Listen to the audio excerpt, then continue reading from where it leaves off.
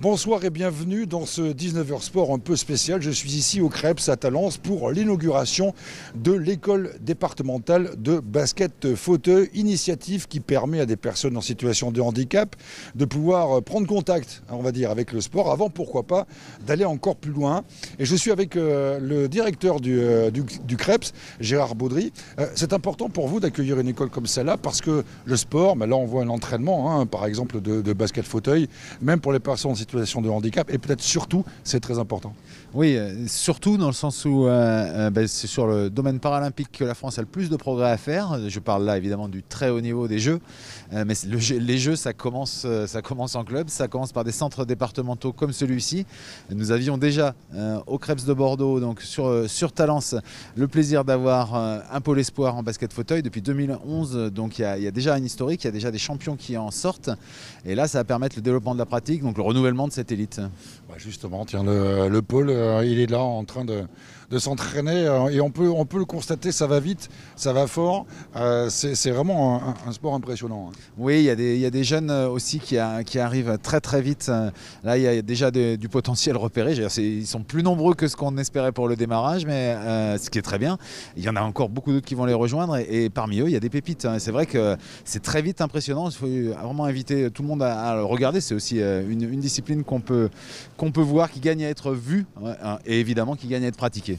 Merci beaucoup de nous accueillir parce que nous, pendant ce temps, on va voir comment c'est passé. Alors, avant d'en arriver à ce niveau-là, il faut commencer progressivement. C'est justement tout l'objectif de cette école départementale inaugurée ce mercredi. On vient donc d'assister à l'entraînement de cette école et les deux créateurs, ils sont là, justement. Concrètement, cette école, le principe, l'idée, c'est quoi ? L'idée, c'est de se dire aujourd'hui qu'on a beau avoir une équipe fanion, si on n'a pas de réserve derrière, globalement, l'idée de départ, elle est là. Si on n'a pas de réserve derrière et si on ne va pas aller chercher les personnes handicapées qui ont envie de faire du sport, on aura une équipe de plus en plus vieillissante et on ne pourra pas atteindre des objectifs plus hauts. Ouais, mais c'est compliqué, non, quand on est handicapé, de se dire j'ai le droit de faire du sport, il existe des structures pour moi, je peux me bouger. En général, le premier réflexe, c'est plutôt de se cacher un petit peu, non ?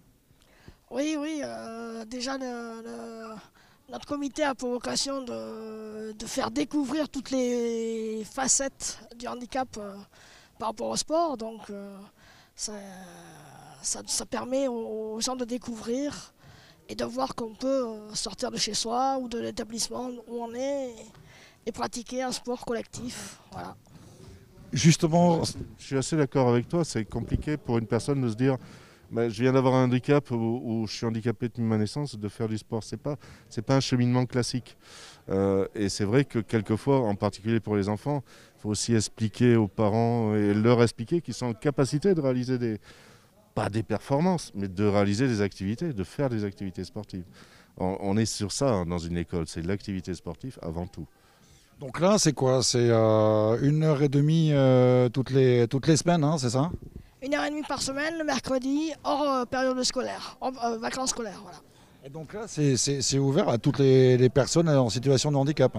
Oui, c'est ça. Tous ceux qui débutent ou qui veulent se confirmer. Et voilà, c'est vraiment ouvert à tous. On est sur des personnes aussi qui sont quelquefois en train de reconstruire une nouvelle vie après un handicap ou après un accident. Et ils ont besoin de se prouver à eux-mêmes qu'ils sont en capacité de faire des choses. Et le sport est tout simplement une résultante de cet état d'esprit-là. D'autant plus que ces personnes-là handicapées peuvent venir avec leurs copains valides parce que le basket est inclusif. On met tout le monde en fauteuil et tout le monde est au même niveau. Et ça, c'est intéressant. Alors ça, c'est facile à dire, mais quand vous vous retrouvez pour les premières fois, croyez-moi, dans un fauteuil à devoir vous retrouver sur un parquet pour attraper une balle, je préfère pour être en fauteuil, oui. Ça c'est sûr. D'accord, mais croyez-moi, c'est vraiment du sport. Alors justement, tiens, comment s'est déroulé cet entraînement ? On va retrouver, je vais essayer d'y aller, moi. Alors attendez, bougez pas. On va essayer de retrouver le coach pour lui demander comment s'est passé cet entraînement. Retrouver. Je vais essayer d'y aller, moi. Et je suis donc avec Alan, le coach. Il s'est passé comment l'entraînement là? Vous les avez félicités plutôt? Ouais, de toute façon, c'est ce qu'on dit toujours, c'est qu'il faut privilégier entre guillemets le côté de prendre confiance en soi, de leur dire qu'ils sont fiers, qu'on est fiers d'eux ou quoi que ce soit. Justement, ça leur permet de prendre confiance en eux, et même à moi justement, cette confiance elle est intéressante par rapport à ça, quoi. On est bien d'accord, c'est un sport à part entière, même si on dit basket, d'accord, il y a le base du basket, le ballon, le panier, mais c'est quand même au niveau tactique, au niveau déplacement, c'est un sport à part entière, particulier. Je dirais pas un sport particulier ou un sport à part entière, puisque c'est dans le sport, dans le handisport, c'est le sport qui se rapproche vraiment le plus du sport valide, puisque les règles sont exactement les mêmes de toute façon. Il y a juste une règle qui n'existe pas, c'est la reprise de dribble, mais sinon après c'est vraiment le sport qui se rapproche le plus. Donc dire que c'est un sport à part entière, non. On a exactement les mêmes positionnements que les valides, on a exactement la même chose, on se rassemble vraiment tous ensemble sur ce sport-là. Et après oui, au niveau de la tactique, c'est vrai qu'on a beaucoup plus de blocs, beaucoup plus d'écrans que sur un sport valide. Mais c'est ce qui fait un charme, et ça, on va dire que là où on va dire que c'est un sport à part entière, c'est un sport qui est vachement beaucoup plus physique que pour moi que le basket valide, parce que le basket valide se joue vraiment que sur les jambes, alors que là on doit tout allier sur vraiment le haut du tronc, quoi. Donc la passe, le dribble, le shoot, gérer le fauteuil, donc voilà. Nous allons maintenant aller à la rencontre d'un jeune. C'est la première fois qu'il venait ici sur le parquet, et c'est plutôt bien débrouillé visiblement. Franchement oui, alors là moi j'étais étonné un peu parce que ça fait même pas 6 mois qu'il a eu son accident, voire un peu plus. Et de passer du monde valide au monde handi, c'est très compliqué psychologiquement je pense. Et là de l'avoir vu à l'entraînement et d'avoir vu déjà les progrès en l'espace d'un entraînement, il est vraiment motivé, il a vraiment envie. Donc pourquoi pas profiter avec lui et qu'il aille le plus loin possible, de toute façon c'est ce que je lui souhaite. Donc c'est la première fois que tu es ici, que tu participes à cette école. Explique-nous un petit peu ton parcours. Donc j'ai eu mon accident il y a à peu près 7 mois. Et donc là je suis actuellement en rééducation à la Tour de Gacy. Et voilà, c'est vrai que j'avais envie d'explorer un peu le monde du sport professionnel. Donc voilà, je viens tester là pour la première fois. Un bon entraînement, voilà, c'est à refaire très vite. Et voilà, très, très instructif, ça change des cordes du centre de rééducation. Le handi-fauteuil alors, compliqué quand on joue au basket, la plus compliquée que prévu? C'est compliqué dans les mouvements, après il faut coordonner les mains, les pieds non, mais voilà, les roues et voilà, c'est tout le corps qui joue au fait il y a plus de choses à se concentrer. Qu'est-ce que ça représente pour toi, se retrouver comme ça sur un parquet, avec des ballons, avec des personnes autour de toi? Quand on a eu un accident il y a que 7 mois, le sport c'est important. Quand on est dans cette communauté, maintenant, ce qui est agréable, c'est qu'il n'y a pas de jugement, on est tous dans le même bateau. Et voilà, ça permet de regagner aussi en confiance, ça permet de faire comme les autres, quoi. C'est faire normalement. C'est pas normal, mais voilà, il faut essayer de trouver un peu de normalité à ça. Parce que toi, on est bien d'accord, l'objectif c'est d'aller très haut, tu es un compétiteur dans l'âme quand même. Derrière toi, tu as des jeunes du pôle d'entraînement espoir ici au Krebs. C'est ça qui te fait rêver, à se retrouver avec l'esprit de compétition vraiment? Ouais, ça serait le but, ouais. C'est ce que je recherche, c'est la compétition, c'est me dépasser et puis voir jusqu'où j'irai, quoi. Et puis voilà, là pour l'instant, voilà, c'est vrai que c'est qu'un premier entraînement, mais par la suite, ouais, c'est sûr que si je pouvais être derrière, ça serait cool, quoi. Je suis maintenant avec Stéphane Bidot. Alors lui, il représente un petit peu la fédération, on est bien d'accord. Concrètement, cette école départementale, c'est une bonne initiative parce que c'est important, j'imagine, d'avoir des jeunes qui soient intéressés par le handi-basket. C'est une excellente initiative. En plus, ça regroupe plusieurs entités, à la fois un comité départemental, un comité régional, une structure fédérale, donc le centre fédéral, ici au Krebs. Donc nous, commission basket de la Fédé, on ne peut que se féliciter de ce genre d'initiative, quoi. Justement, qu'est-ce que vous attendez de cette école départementale, que ça fasse un socle important pour ensuite permettre à des joueurs d'accéder à des niveaux supérieurs?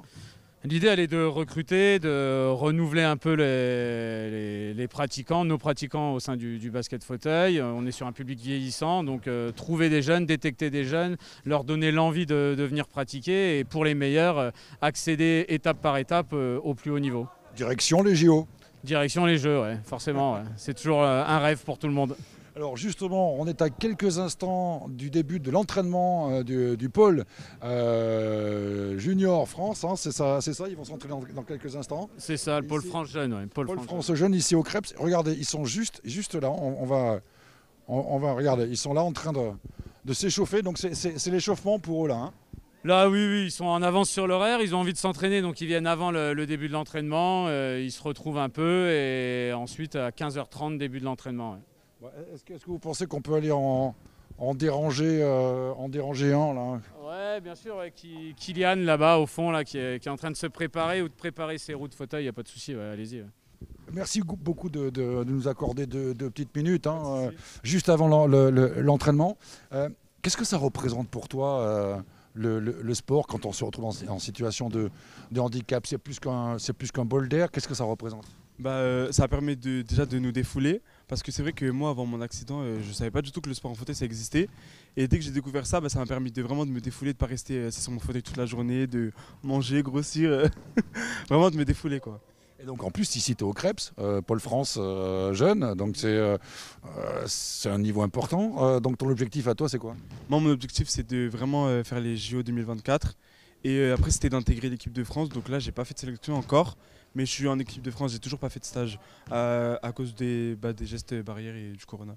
Donc là potentiellement toi, mine de rien, là, ici au Crêpes, tu es en train de te préparer, ne serait-ce que mentalement mais aussi physiquement fortement, au JO 2024. C'est ça, ouais. On a des entraînements tous les jours, et on a aussi 2 heures de muscu le mardi et le jeudi.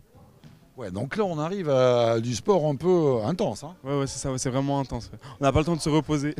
Alors la question va te paraître très bateau, mais lorsqu'on se retrouve comme ça sur un parquet avec d'autres joueurs, est-ce qu'on oublie son handicap?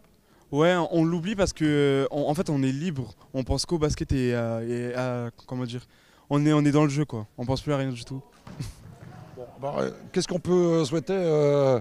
Bonne chance pour les JO 2024. On va terminer avec toi parce que on vient de le voir, hein, cette école qui a été inaugurée permet justement à des personnes en situation de handicap de commencer à goûter au basket fauteuil. Et puis pourquoi pas, comme Kylian aujourd'hui, préparer les JO 2024.